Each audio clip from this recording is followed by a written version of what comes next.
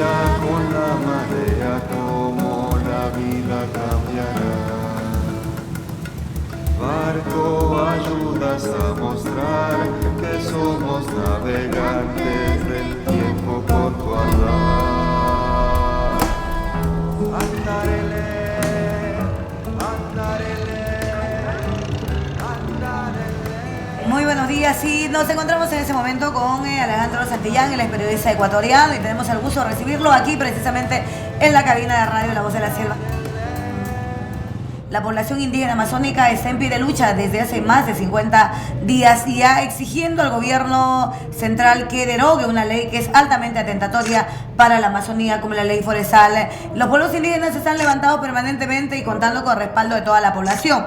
La lucha, parte de la lucha indígena se ha centrado en la zona del Napo, en donde sabemos ustedes también han estado por ahí hace algunos días. Sí, la verdad hemos tenido la suerte de ver este hecho histórico, diría yo, no solo para el pueblo amazónico del Perú, sino para la humanidad entera. De alguna manera ellos están haciendo una lucha que va a beneficiar a todo el planeta. Así es, nosotros formamos parte de una expedición internacional, ¿no?, que viene con un catamarán, es decir, un barco de doble quilla, construido muy cerca de Quito, a 2.800 metros, pero que baja con algunos mensajes que me parece son claves para la Amazonía. Uno de esos mensajes es la energía limpia. Es un barco que utiliza una vela, ¿no?, es decir, energía eólica, ¿no?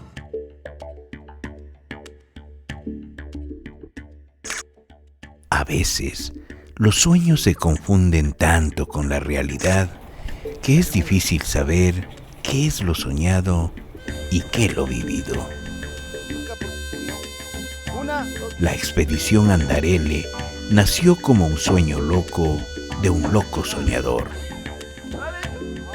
Norberto Novik es hijo de una familia de errantes exiliados de la era moderna. Lleva la compulsión de viajar en los genes y decidió construir un catamarán en medio de los Andes.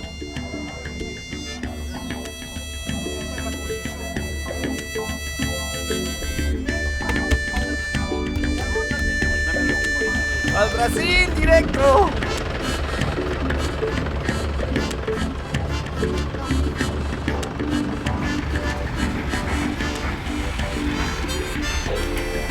Otra locura decidió el rumbo de la embarcación.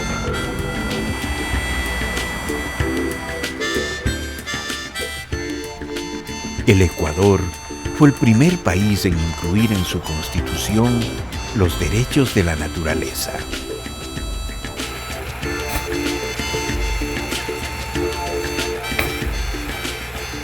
Y de proponer además a los países ricos dejar de explotar uno de sus principales yacimientos petrolíferos para salvar a un santuario de biodiversidad en el Parque Nacional Yasuní, a cambio de una compensación.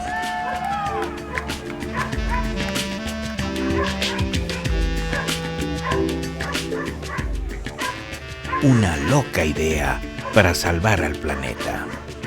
Recorreríamos las aldeas de las riberas del Napo y del Amazonas, contando a los colonos y a los pueblos de la selva que a la madre tierra los blancos le empezaban a reconocer sus derechos.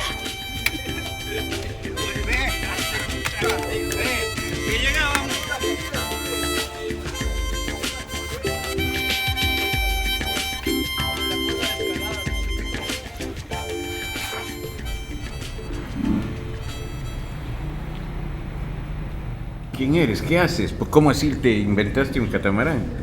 Bueno, algunas veces navegué en mi vida bastantes, siempre fue un sueño continuar a navegar, ¿ya? Y por qué no hacerlo con energías limpias y con velas, tranquilos por el río Napo, a otro ritmo que el acostumbrado con las grandes lanchas que andan en los deslizadores con sus grandes velocidades, o la vida misma cotidiana que nos hace eso, cambiarla un poco en el sentido.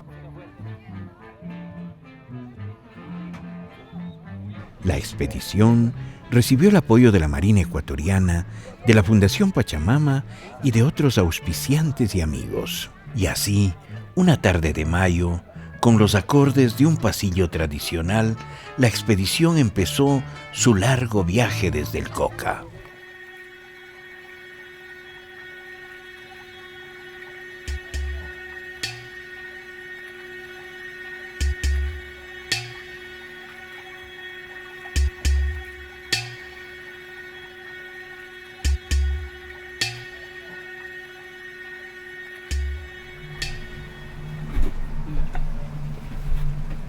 Pablo Veller es músico y el responsable del proyecto junto a su tío Norberto. A bordo es también el navegante y el cocinero oficial. Estamos, 4, 5, 6, 10 personas. Entonces un arroz con atún, que es el menú estándar aquí. Y un poquito de palmito porque el capitán tiene que comer vegetal. Está en este punto hasta donde hemos llegado en este momento. Por lo menos en esta parte tuvimos un gran embancamiento en esta zona de aquí. Nos tuvieron que remolcar con una lancha porque no lo pudimos sacar a mano.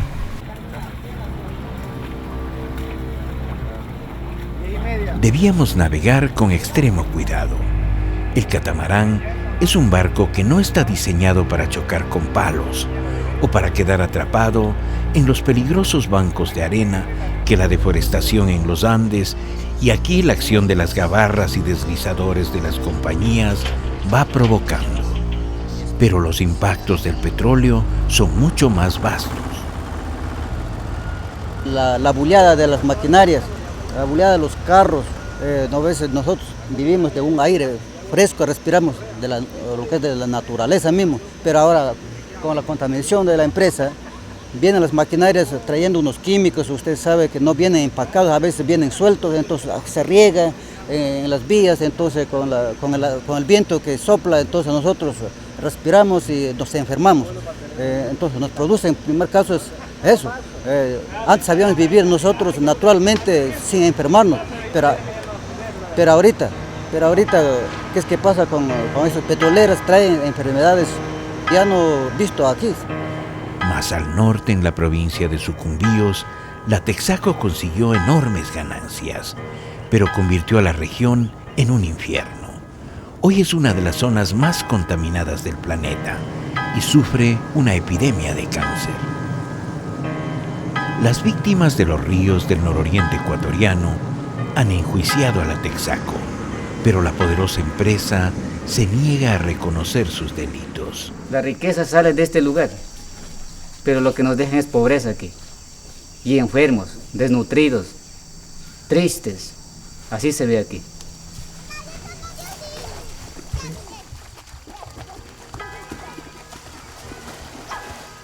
Si la propuesta de no extraer petróleo del cercano Yasuní no es apoyada, nadie sabe qué futuro tendrán estos niños.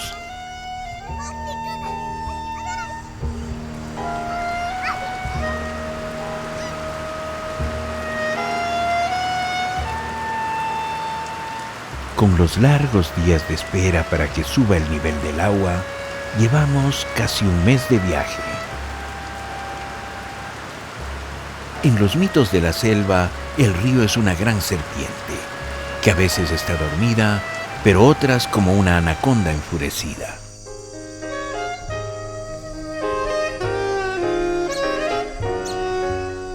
Pero cada vez estamos más lejos de los Andes, adentrándonos en las profundidades de la Amazonía.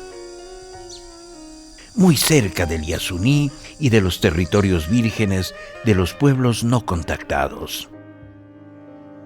Yasuní es uno de los últimos bastiones del planeta que da origen a un montón de vida, como hay algunos otros pequeños lugares en el planeta.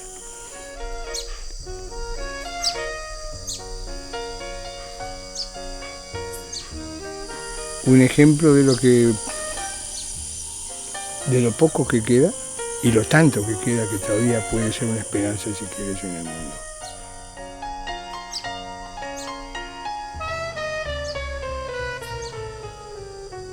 Vale la pena moverse un poco dentro de lo que puede cada uno para que al menos quede la posibilidad de que exista un cambio de actitud. ¿Ya? En lo que hacemos, ¿no? La vida cotidiana de cada uno de nuestros, no porque somos pobres y tristes mortales, sino de la gente del poder, si es que alguna vez podrían entender algo.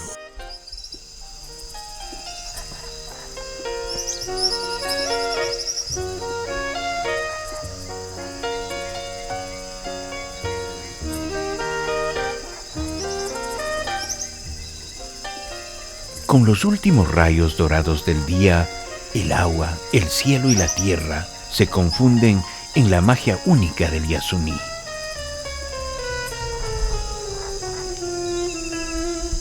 Pronto, la luna indiscreta se descuelga del cielo para escuchar el romance de dos capuchinos enamorados.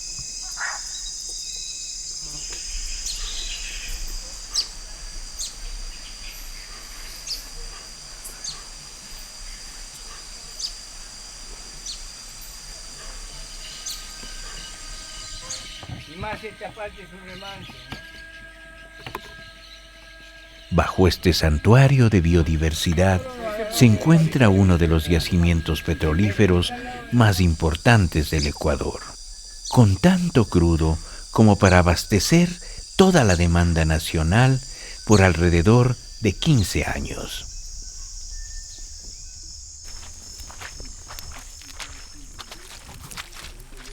La explotación la detuvo la presencia de grupos no contactados que atacaron a las petroleras por invadir su territorio.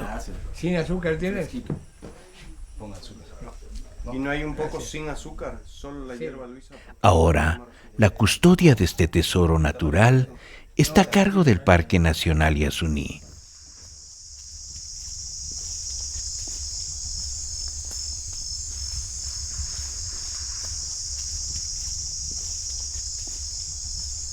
Son las escamas de la bicha. Esta es la colita. Por allá debe haber estado la cabeza.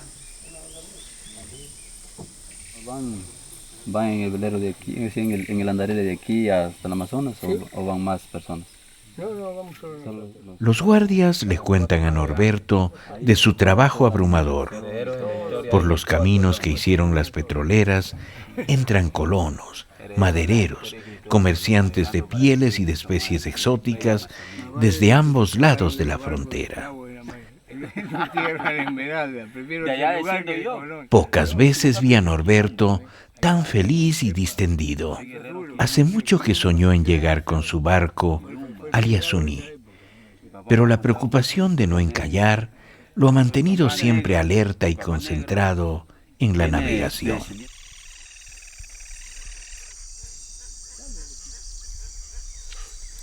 Alejandro Lasati es guía profesional de alta montaña e Inti Arcos, biólogo.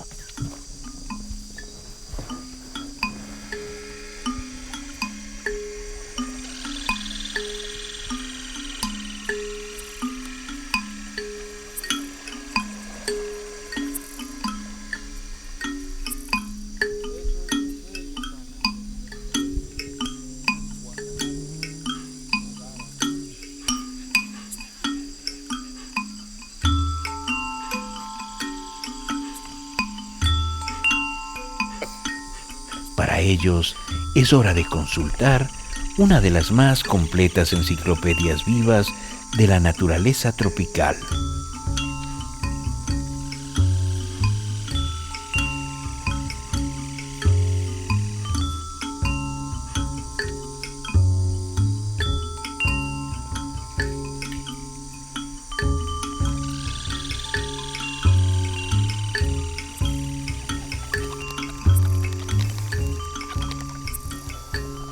El mundo subacuático que investiga Alejandro es otro universo fascinante.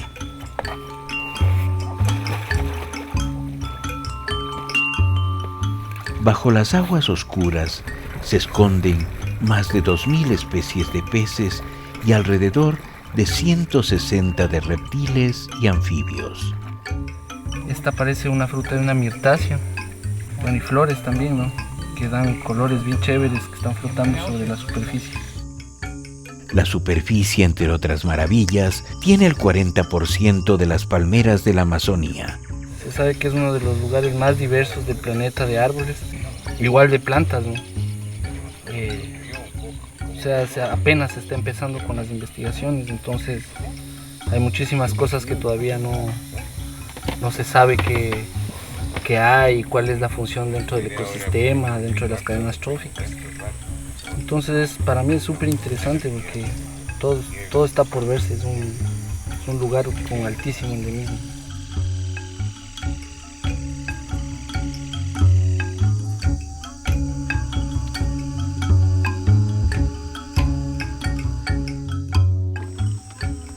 El Parque Yasuní y el cercano Parque Cuyabeno son como dos islas perdidas en donde el tiempo se olvidó hace mucho de avanzar. La época de la glaciación aisló, entonces es como una isla que tuvo su propia evolución individual. Entonces eso es lo que le hace tan interesante, ¿no?, al lugar, con un altísimo endemismo y con especies prehistóricas prácticamente, ¿no?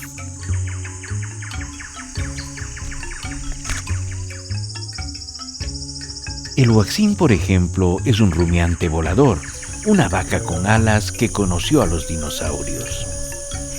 El huaxín. Norberto y Pablo han elegido al huaxín como la figura emblemática que llevará el barco a lo largo de su extenso recorrido.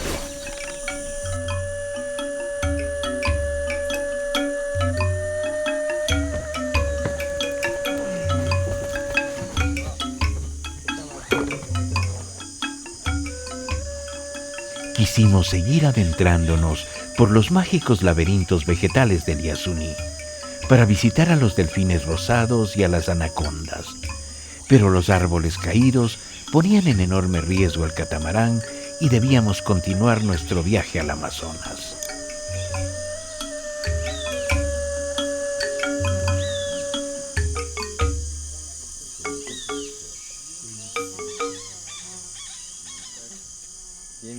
¿Qué tal va la balsa, pues? Y entonces encontramos a otro espécimen de nuestro tiempo de paso por la región. Qué aventura. Sí, mano. Me encanta tu t-shirt, Expedición Ecuatoriana. Todo montado ahí. Y al arte. ¿Qué pasó con tu otra balsa? Choqué en una palizada. Como no era incontrolable, no podía controlarla.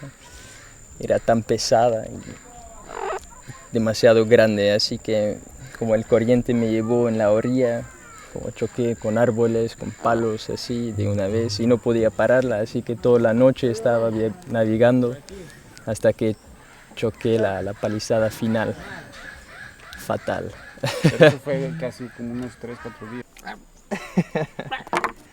Un joven aventurero belga que viajaba con su lora y su guitarra en una diminuta balsa al gran Amazonas. Sí. Ahí tengo mi machete.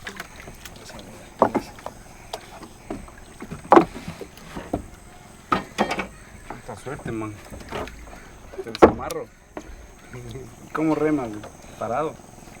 No, sentado así. Pero tengo que cortarla toda. ¡Suerte! Chao, chao. ¡Loco! Ahí va.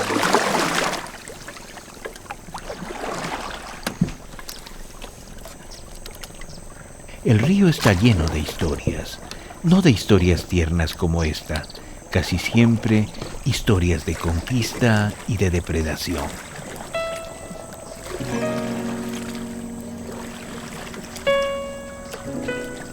Aquí los patrones caucheros esclavizaban a los pueblos de la selva hace menos de 100 años para proveer de caucho a la industria del automóvil y la bicicleta de Estados Unidos y Europa. Y aquí se combatió en la guerra entre Ecuador y Perú de 1941, una guerra que tuvo también motivaciones petroleras.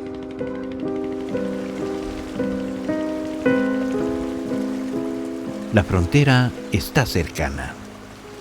La tripulación prepara el barco para la revisión internacional.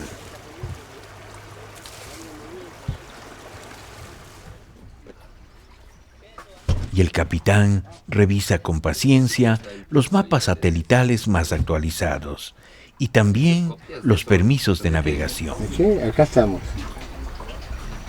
Esa es la boca del Yasuní. Eso se lo quieres comer. Es lo mismo que este es tan grande. De aquí hasta Pantoja. Ese es todo el límite entre los dos países. Esto es Perú, esto es Ecuador. El fundamento del IRSA es la integración a través de las vías fluviales especialmente. Imaginemos las grandes naves para hacer el transporte de los productos de los países asiáticos hacia el Brasil. navegando en 30 centímetros de agua. Es innavegable, ya para nosotros es innavegable y tenemos 70 centímetros abajo del agua. Para el chico ese que estaba en una balsa ahí, de 21 años, belga, es una balsa que tiene 10 centímetros de calado.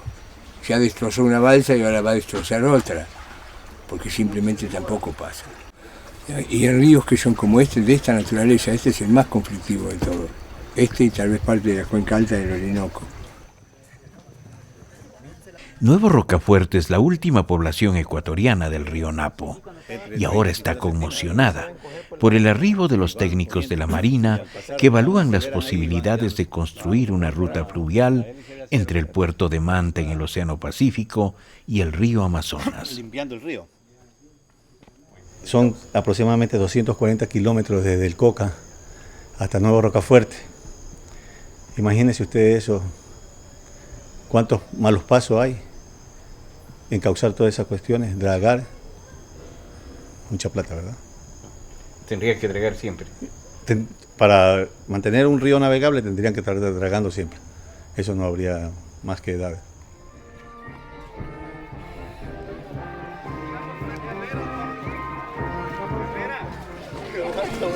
Vamos a correr, pero se puede caer.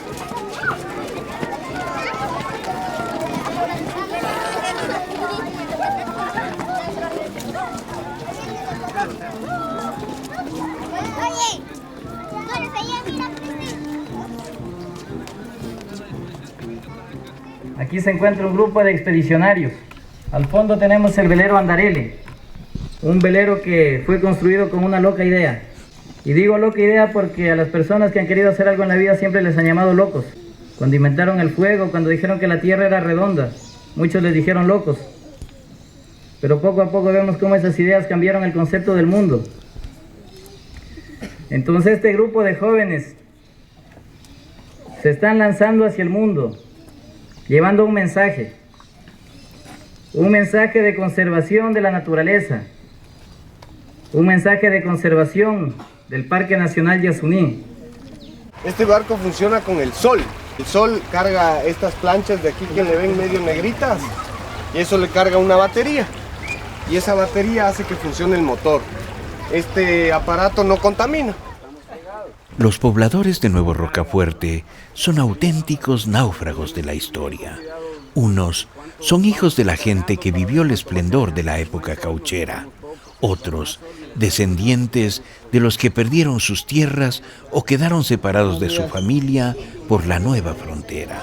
Y todos son víctimas de la destrucción de la Amazonía para la explotación de sus recursos naturales. Por eso, tomaron los cometidos de la expedición como propios y todos vinieron a despedirnos.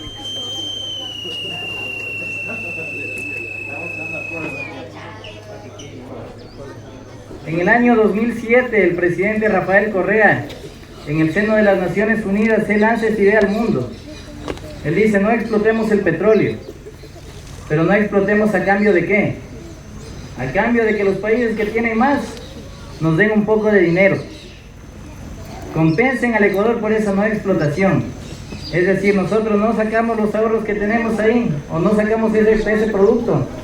No causamos contaminación, pero que alguien nos compense de alguna manera, o sea, que alguien nos pague por no hacer eso. Aquí hay material para que ustedes también se... Y así, a fines de mayo, después de haber visitado muchas comunidades para explicar la energía limpia, los derechos de la naturaleza y la iniciativa del Yasuní, nos preparamos para cruzar la frontera. Músico.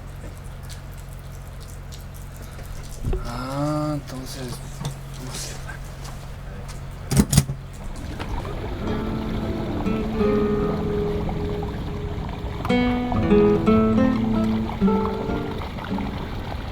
Pronto iban a quedar atrás el país y la solidaridad de los amigos. El río se iba haciendo cada vez más grande, pero siempre aparecían de improviso enormes árboles caídos.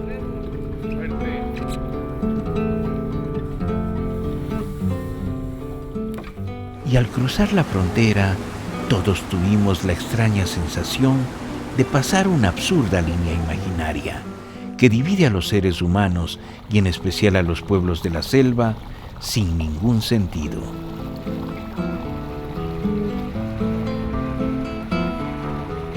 Estamos en Perú. Cabo Pantoja, el antiguo rocafuerte ecuatoriano, aparece a la distancia.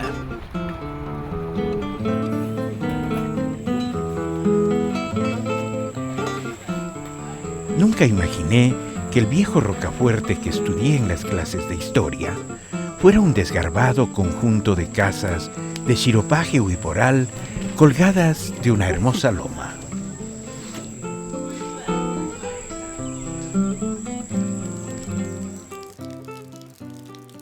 En la oficina de migración peruana, las noticias son alarmantes. Allí encontramos a una única funcionaria que en 2 meses no ha podido regresar a su casa en Iquitos. El paro de los indígenas amazónicos peruanos se intensifica. El Napo y los otros ríos están cortados para impedir el paso de las petroleras. Pero nosotros continuaremos el viaje.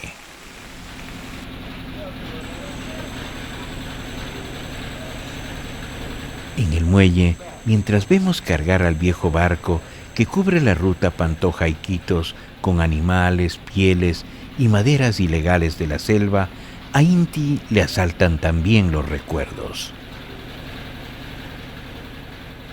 En los últimos años he estado bastante involucrado en el activismo ecológico, digamos, en el activismo en contra del modelo de desarrollo extractivista. Entonces esta era una buena oportunidad para denunciar el problema del Yasuní, del ITT, de los pueblos incontactados, del eje Manta-Manaos, y saber más o menos cuáles serían los impactos de ese modelo de desarrollo en la ribera.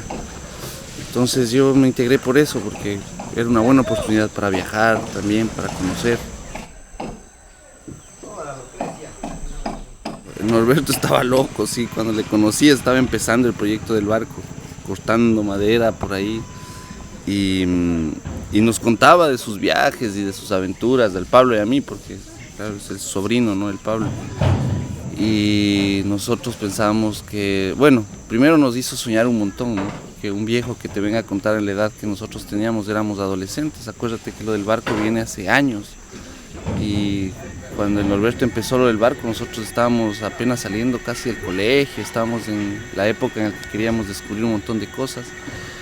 Y el Norberto era como, la persona que nos transmitía todo un mundo de aventuras, de marinero, de vuelos, de viajes, ¿no? Entonces siempre nos llamó muchísimo la atención su vida y sus proyectos, ¿no?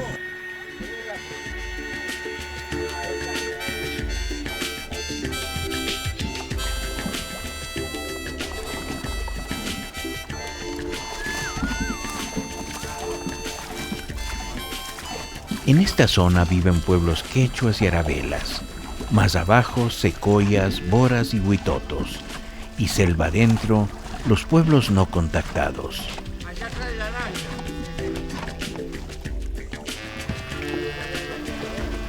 Decidimos acoderar en una de las comunidades buscando información del paro.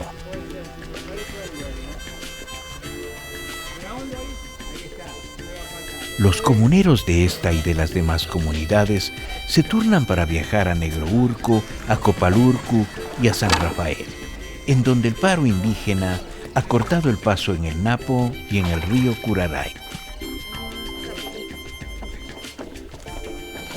Y aquí encontramos a Paolo Formichella, un fotógrafo italiano que trabaja para Supervivencia Internacional, tratando de salvar a los pueblos no contactados que viven en la frontera entre Ecuador y Perú.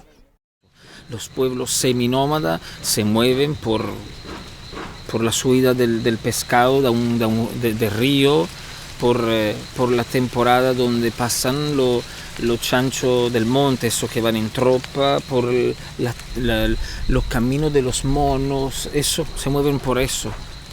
Bueno, siguen eso, se topan con ruido, con material ilegal o con petrolera, claro que empiezan a buscar lugares donde pueden conseguir alimentos. Es que el problema es que se está enchicando mucho ese territorio.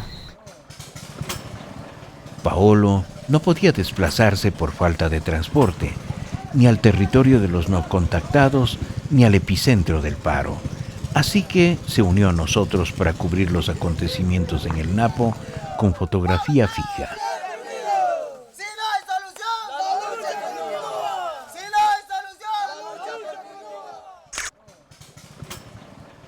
Nuestro primer destino sería este lugar, en donde el movimiento indígena ha detenido una enorme cantidad de madera ilegal.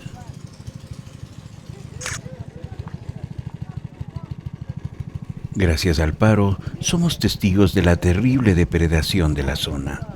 Cada día salen del Yasuní peruano y ecuatoriano, de los territorios arabelas y de los pueblos no contactados, enormes cantidades de preciosas maderas finas como caoba y cedro.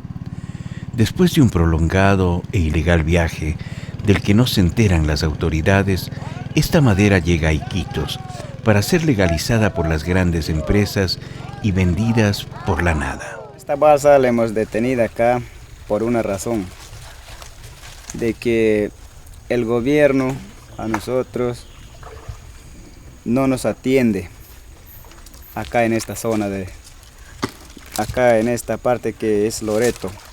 Nosotros somos mal atendidos, nosotros a la vez somos abandonados. El gobierno de esa forma nos tiene a nosotros. Y por esa razón esta madera se encuentra acá detenido por culpa del gobierno. Muchos años que ya nos han marginado, como personas que no tendremos conocimiento, nos ha humillado por muchos años, pero ahora que nosotros ya, los nativos de la cuenca Río Curarae, Río Napo, Bajo Napo, se han parado a pie de la lucha y estamos, de esa manera estamos luchando. La lucha continúa. Sin embargo, el peligro más serio es que luego de la guerra de 1941, el Yasuní quedó dividido y ahora el Perú pretende convertirse en exportador de crudo con pozos que están justamente en el lado peruano de ese ecosistema, en tierras arabelas, quechuas y huitotos, y en el centro mismo del territorio de los pueblos no contactados. Esta parte Ecuador y este Perú. ¿Okay? Río Napo, Curaray, Arabela, Tigre. Estas manchas de color distinto son supuestamente el territorio aproximado de los pueblos no contactados, Toromenane, Paranajuri y Taushire. Y bueno, estos son los pozos de exploración ahora de la Perenco. La Perenco compró los lotes 67 y 121 de la Barrett. Y bueno, estos pozos de exploración quieren unirlos con oleoducto que después van a salir en el Marañón. El otro peligro grande son ahora las misiones evangélicas fundamentalistas, la que está a cabo de todo, que tiene varias denuncias internacionales, los misioneros de nuevas tribus. Yo fui en varias etnias donde ellos han operado y bueno, los resultados son casi siempre un desastre. Si no hay solución, la lucha continúa. Si no hay solución, la lucha La última esperanza para los no contactados es la no explotación petrolera del Parque Nacional Yasuní y la creciente conciencia de los pueblos de la selva que exigen respeto a sus derechos.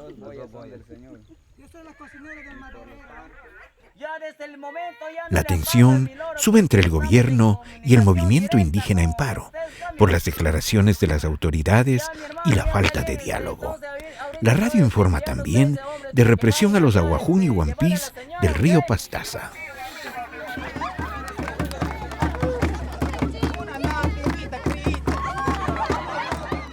Los miembros del equipo de prensa nos adelantamos al catamarán en una lancha para abrir el camino de la expedición y cubrir los acontecimientos en Copalurco, el primer lugar en donde el río Napo ha sido cortado.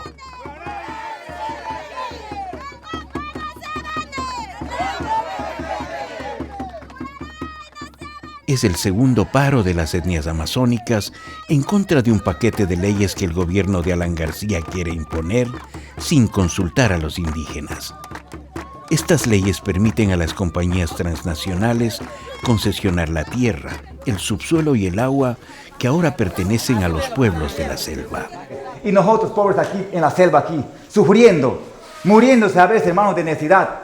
¿Por qué? Porque el gobierno no nos atiende como ellos quieren. Realmente nos paran, hermanos, pisoteando desde los muy años y tras años. Hoy es el momento de que ustedes tienen que hablar algo de lo que tienen ustedes en su corazón, para que estos hermanos lleven a un testimonio a nivel internacional, que los países internacionales nos apoyen en esta denuncia que nosotros hacemos a nuestro gobierno, que ahora el pueblo se levanta del Napo de votar a este gobierno porque no queremos que nos haga así, hermano. ¿Es así, señor, o no es así? Entonces, hermanos, el paro lleva más de 50 días.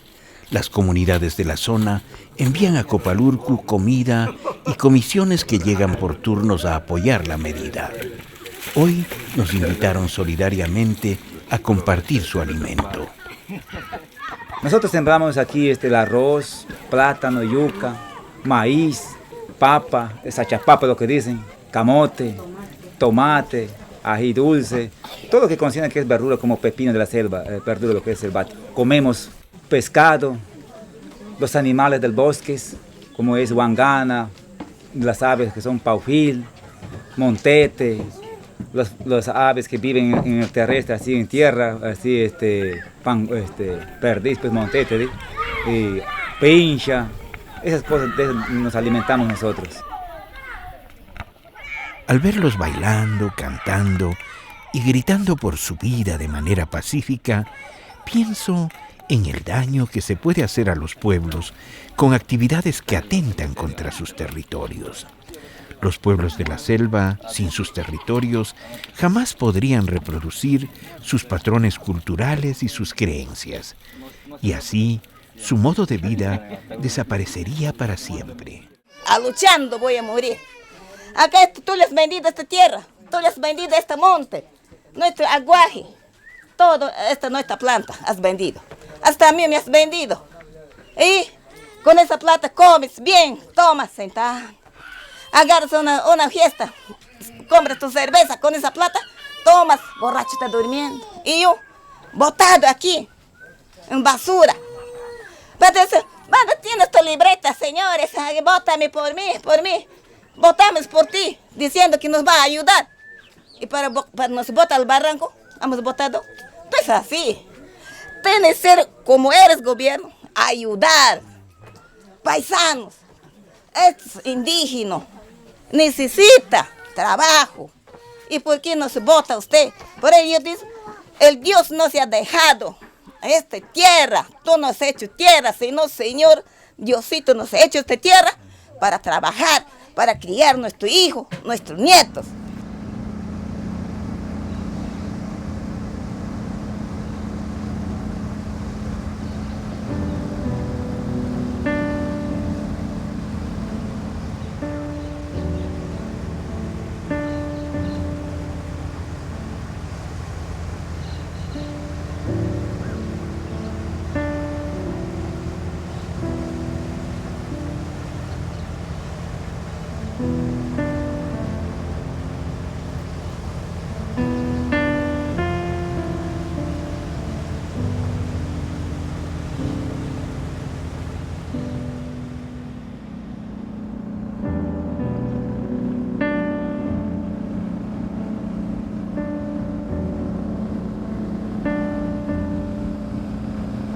Cuando vemos pasar el enorme convoy de la Perenco, custodiado por la Marina, pensamos en nuestros amigos de la selva y en nuestros compañeros del catamarán, a quienes podría dañar el oleaje.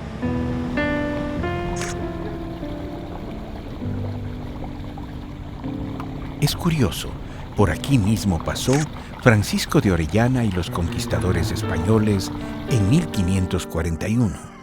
En su viaje para descubrir el río Amazonas, y es hoy el camino de los nuevos conquistadores. Santa Clotilde es el poblado mestizo más importante de la zona. Aquí funciona el hospital que dirige el sacerdote norteamericano John McCarthy, quien comparte las preocupaciones de los pueblos de la selva por las nuevas leyes. No hay concesiones de madera, pero sí hay concesiones de petróleo. Y había una compañía Barrett, y ahora Barrett ha sido comprado por una compañía francesa, Perenco, y ellos tienen un lote aquí que se llama 6-4, y otro lado aquí hay otro 6-7, en medio de esta zona. Pero simultáneamente hay una invasión de madereros ilegales de todo el Perú, de Pucallpa, de Requena, de Yurimaguas, de Contamana, de Iquitos, de Mazán, de Bajo Amazonas, y están operando manos libres, nadie les interviene.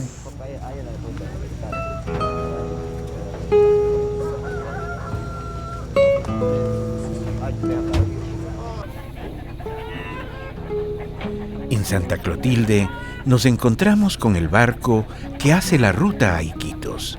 El movimiento indígena lo ha dejado pasar para no afectar a los pobladores. Pero nos encontramos también con noticias alarmantes. Se habla de que habrán enfrentamientos en Copalurco, río arriba, en el lugar en donde debe encontrarse ahora el catamarán. Y se comenta además de muertos en el río Pastaza.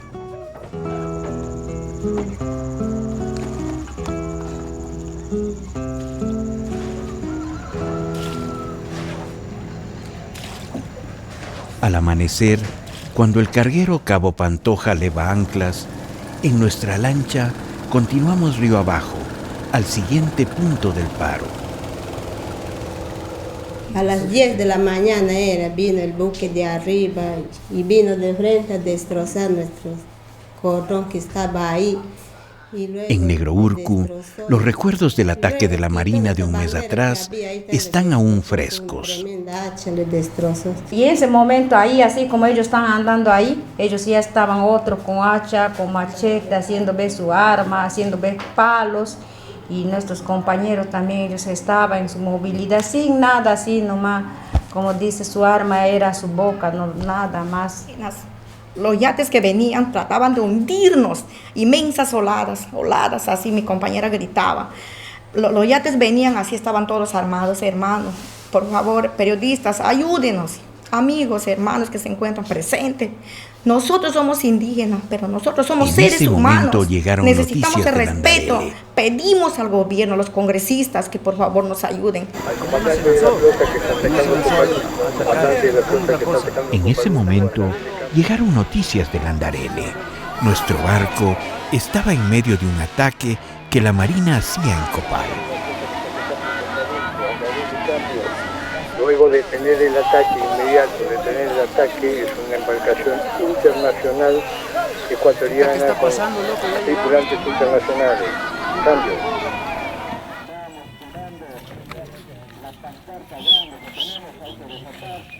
Aquí, en Negrourcu, la gente se mantiene pacífica, pero todos están indignados.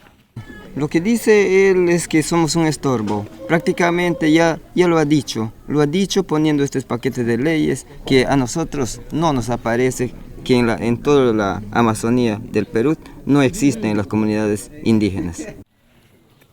Nuestras tierras van a ser vendidas y prácticamente eso a nosotros no es favorable. Pues, ¿dónde voy a cazar un animal para el sustento diario de mis hijos? ¿Dónde voy a buscar en el río? Porque todo va a estar contaminado. Habrá sido un error del presidente solo en tener la preferencia a los grandes millonarios, a la que se enriquezca él, en su familia, en todo, con todo que está pues el presidente ahora ahí en su mesa de diálogo, son puros ellos y nosotros nada.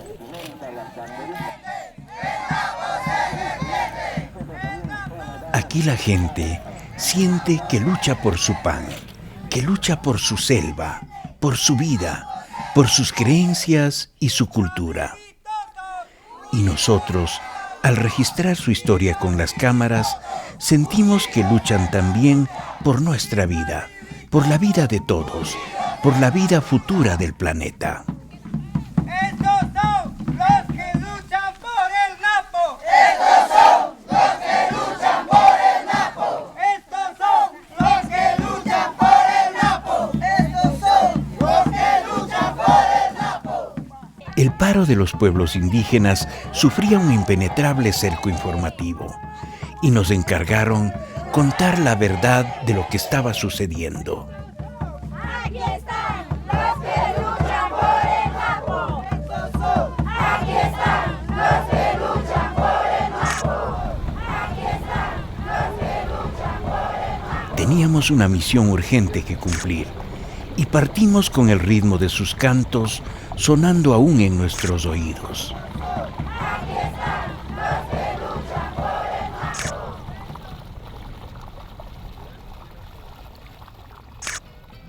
Así llegamos a Mazán, al inicio de una enorme curva que hace el Napo para desembocar en el Amazonas. Mazán es el puerto de Iquitos en el río Napo. Y de allí en deslizadores que parecen pequeños zancudos en medio del cauce descomunal del río Amazonas, llegamos a Iquitos.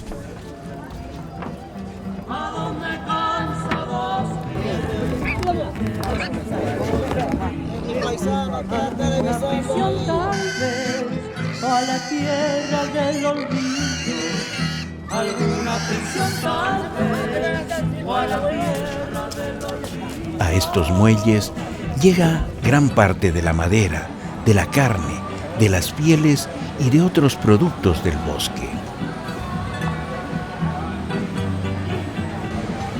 Algunos vienen desde lugares tan distantes como el lejano Yasuní ecuatoriano. Pero ahora el puerto está inusualmente vacío.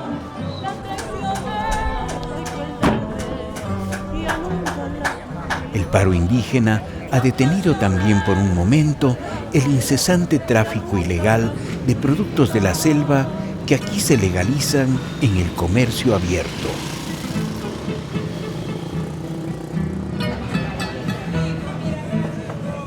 En la ciudad, el estruendoso tráfico de nuevas motocicletas chinas camina entre las covachas, las hamacas, los puestos ambulantes y el subempleo de los migrantes pobres de la selva.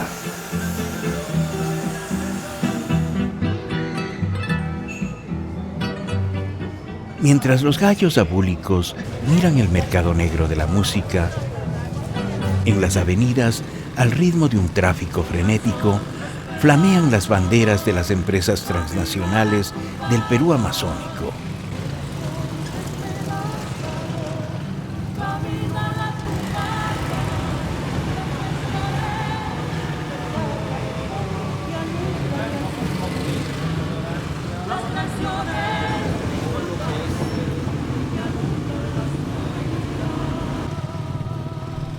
Debíamos llevar las noticias del paro a los medios de comunicación, como nos encargaron los pueblos amazónicos.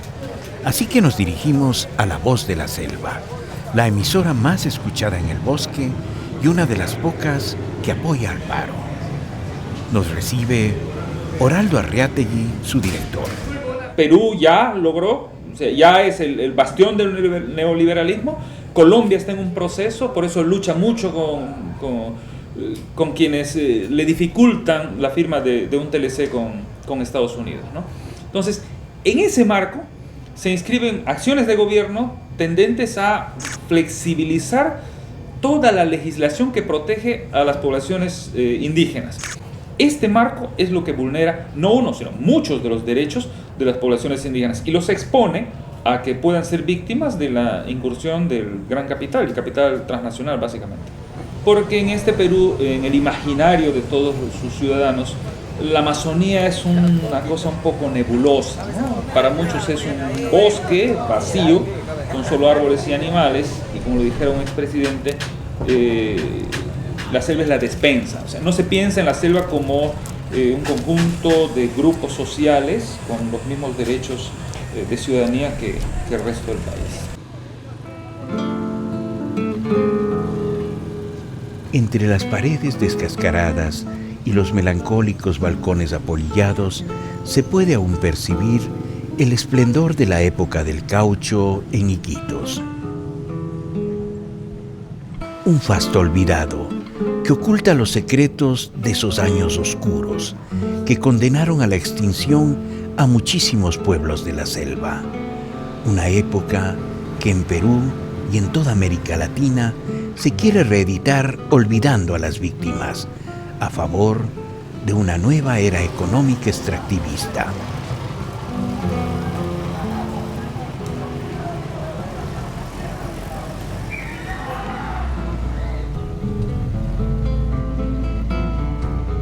Y de pronto, entre el tumulto bullicioso del tráfico, aparecieron Norberto y Pablo.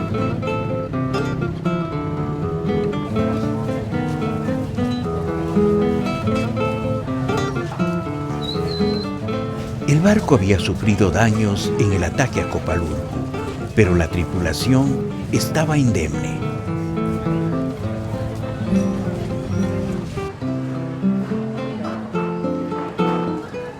Había un torrente de noticias y recuerdos para compartir saboreando un ceviche iquiteño.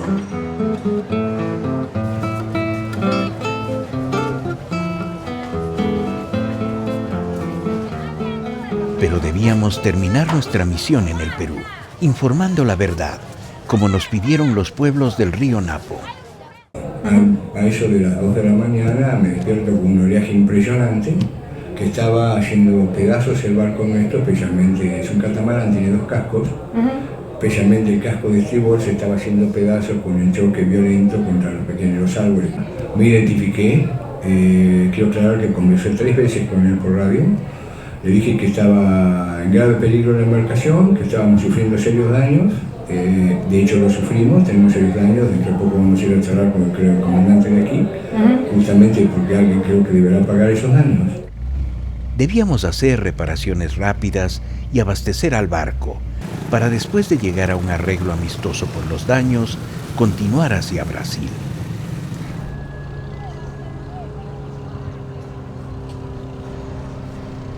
Norberto y Pablo van al comando de Loreto. Nosotros volvemos a Mazán. Pero al llegar al Napo, nos encontramos con el Andarele detenido.